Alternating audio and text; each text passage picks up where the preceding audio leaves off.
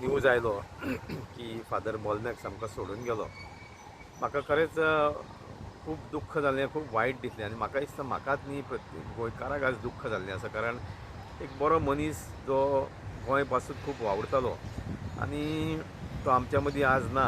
आनी फादर बॉलमॅक्स जरी एक प्रिस्ट म्हणजे धर्मगुरू आसलो तरी he was a person who was respected across all the religion. म्हणजे ताका प्रत्येक गोंयकाराच्या मदीं ताका एक रिस्पेक्ट आसलो.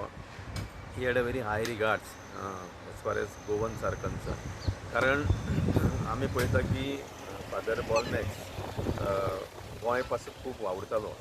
स्पेशली गोंय आमी पळयता खुबशे कडेन गोंयच्या प्रत्येक वाठारान आज गोंय साल्वार करपाक वेगळी वेगळी एज्युकेशनां जाता. म्हाका दिसता एकूय एज्युकेशन अशें आसचें ना की त्या एज्युकेशनाक फादर वचोंक ना. फादर बॉलमॅक्स is to visit every education, meet every educators आनी तांकां मेळोन तो आपलो तेंको दितालो. कारण अशे खूब कमी व्यक्ती आसता जी गोंय पासत आज गोंय साल्वार करपाक फुडें वयता. आनी तातूंतलो एक फादर बॉलमॅक्स अशें सगळ्या गोंयकारांक खबर आसा. त्या खातीर म्हाका दिसता की इट्स अ बीग लॉस फॉर गोवा.